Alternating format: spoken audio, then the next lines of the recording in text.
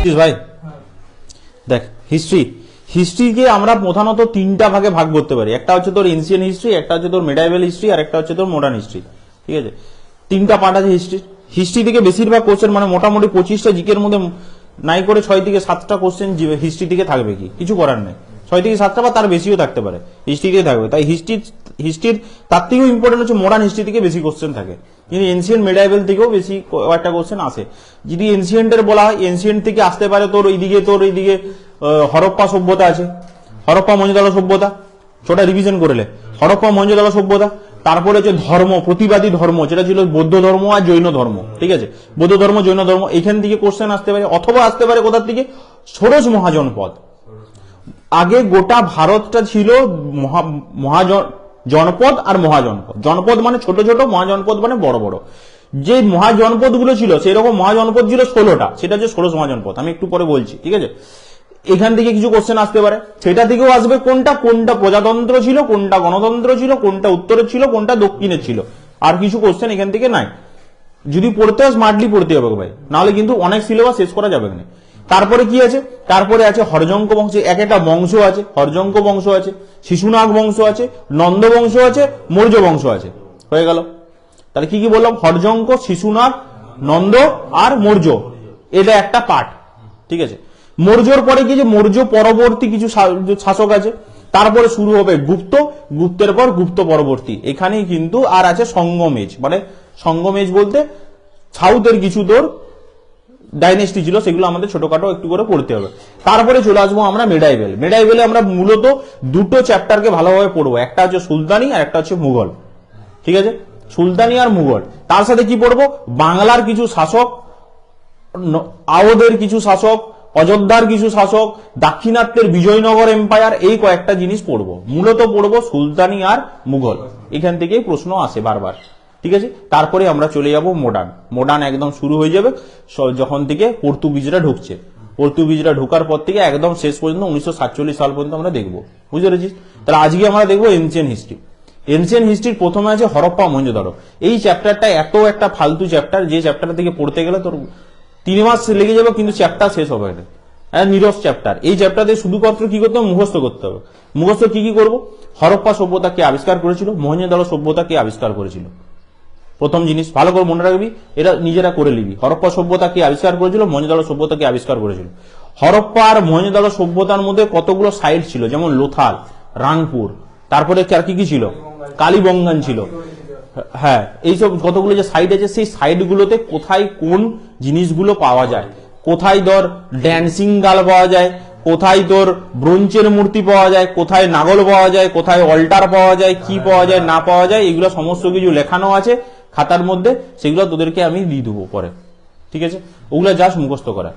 এরপরে যেটা আসবে সেটা হচ্ছে তোর বংশ, যেটা খুব ইন্টারেস্টিং জায়গা, সেটা হচ্ছে বংশ পড়তে গেলে প্রথমে মনে রাখতে হবে, ধর এখন একটা জিনিস তোকে আমি বলছি, এখনকার দিনের সঙ্গে যদি রিলেট করিস, এটা হচ্ছে কি একটা পাড়া, তো কয়েকটা ঘর নিয়ে একটা পাড়া হচ্ছে, সেই পাড়াটা নিয়ে একটা এরিয়া তৈরি হচ্ছে, এরিয়ার পরে কি হচ্ছে জেলা, জেলার পরে সেটা রাজ্য, রাজ্যের পরে সেটা দেশ, দেশের পরে সেটা কি হয়েছে কতগুলো দেশ মিলে মহাদেশ, কতগুলো মহাসাগর নিয়ে তৈরি হচ্ছে তোর পৃথিবী, তাই তো। আবার কতগুলো পৃথিবীর মতন কতগুলো গ্রহ নিয়ে তৈরি হচ্ছে তোর গ্যালাক্সি, সেটা আলাদা ব্যাপার। কিন্তু ঠিক সেরকম ভাবে ছোট ছোট কয়েকগুলো জায়গা নিয়ে তৈরি হয়েছিল কি জনপদ, মানে গোষ্ঠী ছিল। হরপ্পা মহেঞ্জোদারো সময় থেকে কি ছিল, গোষ্ঠী ছিল। আর সেই হিন্দিতে সেই ওয়েব সিরিজ দেখে তাবেলা, সে তাবেলা থাকে না, যে বাহুবলী টাহুবলীতে তাবেলা, এই তাবেলা ওই তাবেলা, সে তাবেলার কিছু গ্যাং ছিল, গ্যাংয়ের কিছু সর্দার ছিল, সেরকম টাইপের কতগুলো জনপদ ছিল। গোটা ভারতে বহু জনপদ ছিল, তার মধ্যে 16খানা জনপদ যেটা ছিল খুব বিশাল আকার, সেগুলোকে বলা হতো মহাজনপদ। কি বলা হতো, মহাজনপদ। এই মহাজনপদ, এই 16টা যে মহাজনপদ, একে বলা হয় ষোড়শ মহাজনপদ। ঠিক আছে, এই 16টা মহাজনপদের মধ্যে সবদিকে ইম্পর্টেন্ট এবং জিওগ্রাফিক্যাল দিক থেকে এবং হিস্টোরিক্যাল দিক থেকে সবদিকে ইম্পর্টেন্ট জায়গা ছিল কি, মগধ। সবদিকে ইম্পর্টেন্ট ছিল মগধ। কেন মগধ ইম্পর্টেন্ট ছিল, কারণ এই মগধকে কেন্দ্র করে যত সমস্ত যুদ্ধ সংগ্রাম সমস্ত কিছু মগধকে কেন্দ্র করে। এবার প্রশ্ন আছে, মগধে কি এমন মধু ছিল যার জন্য সবাই মগধের পিছনে পড়েছিল? কি ছিল মগধে? মগধের এরিয়াটা যদি তুই দেখিস তাহলে হবে এইরকম।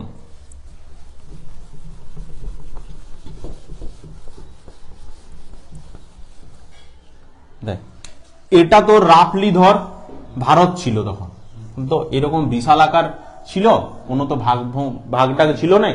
মগধ ছিল এই এরিয়াটাতে, ছিল মগধ, এই এরিয়াটাতে ছিল মগধ, মানে বিহার, এখন যেটা বিহার সেটা ছিল মগধ।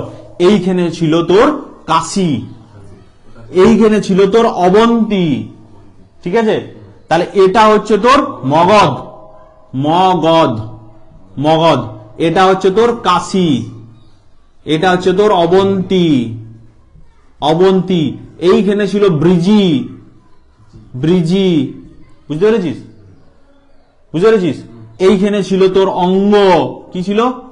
অঙ্গ, ঠিক আছে?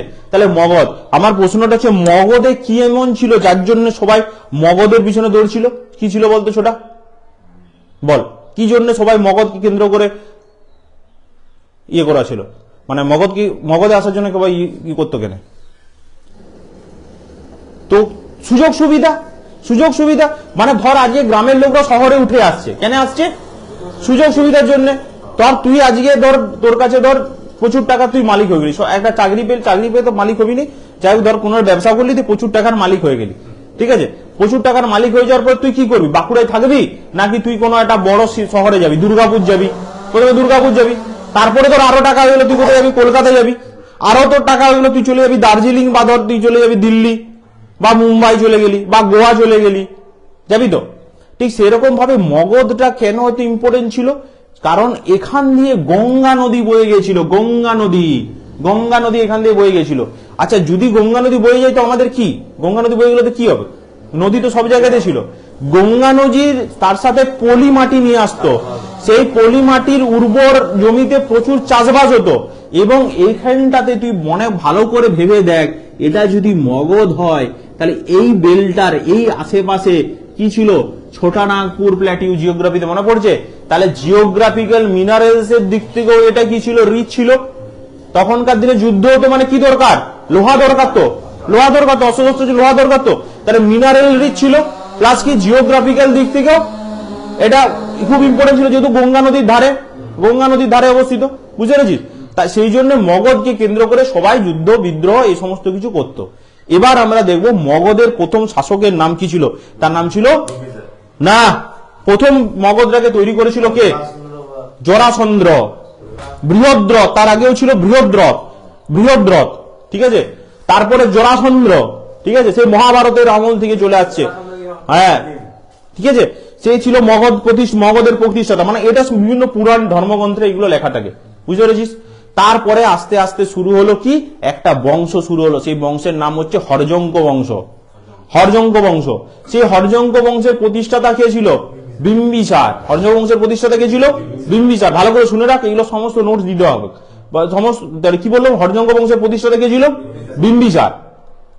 এরপরে ভালো করে বুঝ, যদি বিম্বিসার যখন রাজা হয় তখন বিম্বিসারের বয়স ছিল মাত্র 15 বছর, মাত্র 15 বছর বয়সে সে রাজা হয়, হর্যঙ্ক বংশের সম্রাট।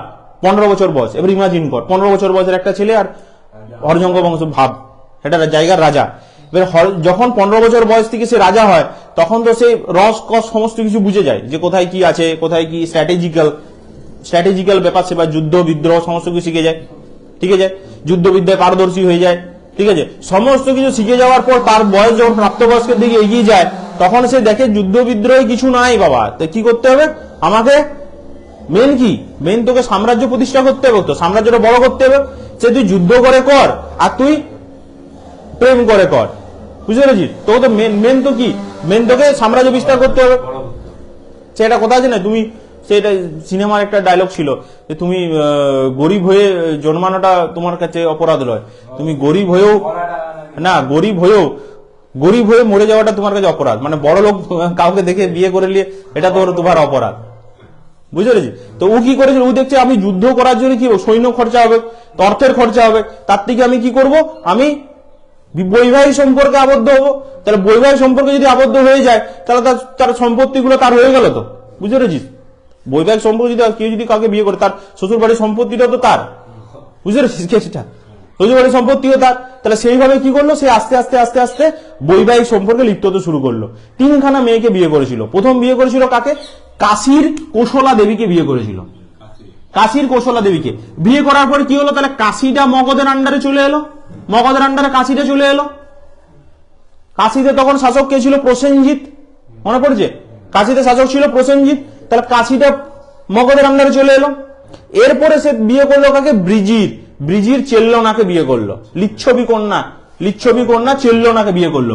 তারপর ব্রিজিটাও তার সাথে চলে এলো। তাহলে এবারে মগধের এরিয়াটা তুই ভাব, ছিল এখানে, হয়ে গেল এই জায়গাতে। এরপরে আবার এই পাঞ্জাব প্রদেশের খেমাকে বিয়ে করলো, খেমা, মদ্র রাজকন্যা খেমা, মনে পড়ছে? খেমাকে বিয়ে করলো। তাহলে পাঞ্জাবেও তার কানেকশন তৈরি হলো, পাঞ্জাবেও তার কানেকশন তৈরি হলো, 3খানা বিয়ে করলো, বুঝতে পেরেছিস?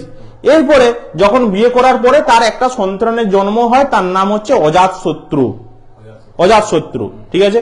তার সন্তানের নাম ছিল কি? অজাতশত্রু। অজাতশত্রু, অজাতশত্রু যখন রাজা হয় তাকে কি করে দেওয়া হয়? বেনারসের গভর্নর করে তাকে পাঠিয়ে দেওয়া হয়, তখন কিন্তু সে রাজা হয় নাই। এরপরে অজাতশত্রু যখন আস্তে আস্তে বড় হয়, তার মধ্যে তো রাজা হওয়ার একটা ইচ্ছা থাকবে যে আমিও রাজা হব, কিন্তু রাজা কি করছে, ওর বাবা কি করছে, বিয়ের পর বিয়ে করে করে করে করে সিংহাসনায় ছাড়ছে না। এবারে অজাতশত্রুর মনে তো একটা ক্ষোভ তৈরি হবে, সে তখন কি করলো, নিজের আন্ডার পলিটিক্স তৈরি করে কি করলো, ওর বাবাকে গ্রেপ্তার করে নিল, ওর বাবাকে গ্রেপ্তার করে বন্দি করে দিল, বন্দি করে নিজে রাজা হয়ে গেল। এটা অনেকগুলো বই লেখা থাকে, অনেকগুলো বইয়ে কি লেখা থাকে, সে তার বাবাকে হত্যা করে দিয়েছিল, ঠিক আছে? অনেক মানে আমরা ইতিহাসটা পড়ি, সেটা সমস্ত কিছু পুরাণে লেখা তো, বা কোনো শিলালিপিতে লেখা, অনেক বই লেখা থাকে তাকে বাবাকে হত্যা করে, অনেক বই লেখা থাকে যে তার বাবাকে বন্দি করে দিয়েছিল, দিয়ে তার বাবা আত্মহত্যা করে নিয়েছিল। তার মানে কি, তার বাবার হত্যা করেছে, এই জন্য তাকে পিতৃহত্যা বলা হয়। আর একটা জিনিস মনে রাখবি, বিম্বিসারের টাইটেল ছিল সৈনিক, আর অজাতশত্রুর টাইটেল ছিল কুনিক। এই কোশ্চেনটা বাদ দিকে 8 বছর আগে পড়তো, এখন আর কোশ্চেনটা আর পড়ে নেই যে কার টাইটেল কি ছিল, ঠিক আছে? বিম্বিসারের টাইটেল ছিল সৈনিক, অজাতশত্রুর টাইটেল ছিল কুনিক। আমি যখন প্রথম পরীক্ষা দিই তখন আমি কিছুই জানতাম নাই, তখন আমি একটা কোশ্চেনই জানতাম, অজাতশত্রুর টাইটেল হচ্ছে কুনিক, বিম্বিসারের টাইটেল হচ্ছে সৈনিক। এটা পড়ে আমি একবার 2011 না 12-তে একবার এসএসসি, একবার গ্রুপ সি হয়েছিল, গ্রুপ সি আর ডি, মানে স্টেটের এসএসসি, ওটা পরীক্ষা দিতে গেছিলাম। তখন অজয় ছিল, বুঝলি, অজয়, উত্তম, গৌতম, ওরা পরীক্ষা দিতে গেছিল, বড়জোড়ায় সিট পড়েছিল আমার, তখন এইটি শুধু জানতাম। হ্যাঁ, না পড়ে না, এইটি মুখস্থ করে গেছিল অনেক কষ্টে। সে যাই হোক, তো ব্যাপার হচ্ছে সৈনিক আর ক্রনিক, ঠিক আছে? এবারে অজাতশত্রু যখন রাজা হয়, রাজা হওয়ার পরে সে কি করে, প্রথম কাজ সে কি করে, এই যে কাশী যে এরিয়াটাতে ছিল, মানে কোশলা দেবী, মানে অ্যাকচুয়ালি তো তার মামা, সৎ মামা হলেও তো মামা, সে তখন কি করে, এই জায়গাটাকে দখল করতে চলে যায়, কাশীটাকে দখল করতে চলে যায়। দিয়ে প্রসেনজিৎ কি করে, অজাতশত্রুকে বন্দী করে দেয়। অজাতশত্রু হেরে যায় প্রসেনজিতের কাছে, অজাতশত্রু হেরে যায়, অজাতশত্রুকে বন্দী করে। এবারে অজাতশত্রু যখন বন্দী করে দেয়, অজাতশত্রু হাতে পায়ে ধরে, তখন আবার কি করে, প্রসেনজিতের যে কন্যা ছিল তাকে অজাতশত্রু বিয়ে করে, প্রসেনজিতের কন্যাকে অজাতশত্রু বিয়ে করে, তার নাম ছিল ভজিরা। ভজিরাকে কি করে, অজাতশত্রু বিয়ে করে, মানে অ্যাকচুয়ালি তার সৎ বোন হচ্ছে, তাকে বিয়ে করে নেয়। তার জন্য কি হয়, প্রসেনজিৎ ওকে ছেড়ে দেয়। ছেড়ে দেওয়ার পর মোটামুটি কাশীটা তার মোটামুটি একটা থাকে, এটা দখলে থাকে, বুঝতে পেরেছিস? তারপরে কি করে, অজাতশত্রু এই অবন্তীতে তার বাবা, মানে বিম্বিসারের আমলে অবন্তীতে একটা রাজা ছিল, তার নাম হচ্ছে চন্ডপদ্মত। সেই চন্ডপদ্মতের কাছে বিম্বিসার চেষ্টা করেছিল অনেকবার, কিন্তু পারে নাই। তারপরে সে কি করেছিল, সাহায্যের হাত বাড়িয়েছিল।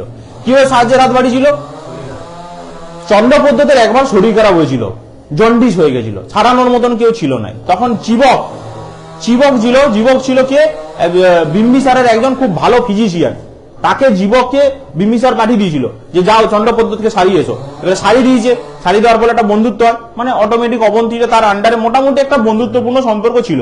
কিন্তু অজাতশত্রু আসার পর অবন্তীকে অ্যাটাক করে, কিন্তু অবন্তীকে অ্যাটাক করলেও অবন্তীকে কিন্তু সে করতে পারে নাই, ক্যাপচার করতে পারে নাই, ঠিক আছে? এবার অজাতশত্রু যখন ব্যর্থ হয়ে যায়, তারপরে আস্তে আস্তে তার পরবর্তী শাসক আসে উদয়ন, হিস্ট্রি রিপিট হয়, উদয়ন অজাতশত্রুকে মারে, আবার উদয়নের পর আসে অনিরুদ্ধ, মুন্ড, তারপরে নাগদশক যখন লাস্ট শাসক ছিল, হর্যঙ্গ বংশের পরীক্ষা কোশ্চেন আছে, হর্যঙ্গ বংশের লাস্ট শাসক কে, নাগদশক যখন সিংহাসনে চাপে, নাগদশক চাপার পর তখন নাগদশক ছিল সম্পূর্ণরূপে একদম ভোগ বিলাসে লিপ্ত ছিল, ঠিক আছে? তখন ওর একজন সেনাপতি ছিল, তার নাম কি ছিল, শিশুনাগ। ওর একজন সেনাপতি ছিল, তার নাম ছিল শিশুনাগ। সেই শিশুনাগ জনগণকে একসাথে করে, মানে যে প্রজারা ছিল তাদেরকে একসাথে করে একজোট করে জনগণের সাহায্যে, জনগণরাই নাগদশককে হত্যা করে দেয়, দিয়ে সিংহাসনে চেপে যায় শিশুনাগ। দিয়ে শিশুনাগ কোন যে সাম্রাজ্যটা প্রতিষ্ঠা করে তার নাম হচ্ছে শিশুনাগ বংশ। ঠিক আছে, এবার শিশুনাগ যখন সিংহাসনে চাপে হিস্ট্রি আবার রিপিট হয়। শিশুনাগের পরবর্তী যে শাসক ছিল তার নাম, মানে শেষ শাসক ছিল তার নাম হচ্ছে মহাপদ্দিন। কি নাম ছিল? মহাপদ্দিন। ঠিক আছে, শিশুনাগের শেষ শাসক ছিল মানে শিশুনাগ বংশের মহাপদ্দিন। সেই মহাপদ্দিনকে, তার হত্যাটা আবার একটা ইম্পর্টেন্ট, সেই মহাপদ্দিনকে হত্যা করে মহাপদ্মনন্দ যে সিংহাসনে প্রতিষ্ঠা করে নন্দ বংশ, যেখান থেকে অরিজিনালি মগধরা শুরু হয়, নন্দ বংশ, তার নাম মহাপদ্মনন্দ। অনেকে বলে এটা মান্যতা আছে, অনেকে বলে শিশুনাগের যে লাস্ট শেষ শাসক ছিল মহাপদ্দিন, সে মহাপদ্দিনের যে দাসী ছিল, সে দাসীর সাথে তার সম্পর্ক ছিল, তারপরে একটা শিশুর জন্ম হয়, তার নাম ছিল মহাপদ্মনন্দ। ঠিক আছে, নন ক্ষত্রিয় ছিল, কিন্তু নন্দ বংশটা নন ক্ষত্রিয়, কোনো ক্ষত্রিয় ছিল না, ক্ষত্রিয় বংশ ছিল না। ঠিক আছে, এক নাম্বার এটা হচ্ছে একটা ধারণা, তার দাসীর সাথে তার প্রেম ছিল, যে তারপরে একটা শিশুর জন্ম নেয়, তার নাম ছিল মহাপদ্মনন্দ। আবার অনেকে এটাও বলে যে মহাপদ্দিনের মানে রাজ্যভার, মহাপদ্দিনের যে চুল কাটতো, যে বারবার ছিল, নাপিত ছিল, সেই নাপিত রাজা চুল কাটতো। ঠিক আছে, এবারে রাজা তো রাজকার্যে মত্ত ছিল, রানীকে সময় দিত না, এবার রানীর সাথে ওই বারবারের একটা সম্পর্ক তৈরি হয়। ঠিক আছে, সম্পর্ক তৈরি হয়, তারপরে তাদের রানীর বাচ্চা হয়। মহাপদ্দিনের কিন্তু বাচ্চা নয়, যে বাচ্চাটা ছিল সেই বারবারের, বুঝতে পেরেছি? সেই বারবার তার রানীর ইয়েতে আদেশে বারবার কি করে, রাজা দাড়ি কাটতে কাটতে রাজাকে গলাটা কেটে রাজাকে হত্যা করে দেয়, দিয়ে তারপরে যে বাচ্চাটা হয় সেটা হচ্ছে মহাপদ্মনন্দ। এইরকমেরও মান্যতা আছে, সেটা নিয়ে আমাদের জানার কিছু দরকার নেই, এটা পরীক্ষাতে কোনোদিন আসবে না, জাস্ট ইন্টারেস্টের জন্য। মহাপদ্দিনকে হত্যা করে মহাপদ্মনন্দ, নিয়ে তৈরি হয় নন্দ বংশ। ক্লিয়ার হয়েছে? বুঝে পেরেছিস? তাহলে আজকে কি হলো, হর্যক বংশ থেকে নন্দ বংশ, এর নোটসটা বিকেল বেলায় আমি দিয়ে দেবো। ঠিক আছে, কটা বাজে দেখ না? 9:50। দাঁড়া করাবো, কিন্তু আমার ফোনে চার্জ শেষ হয়ে গেছে।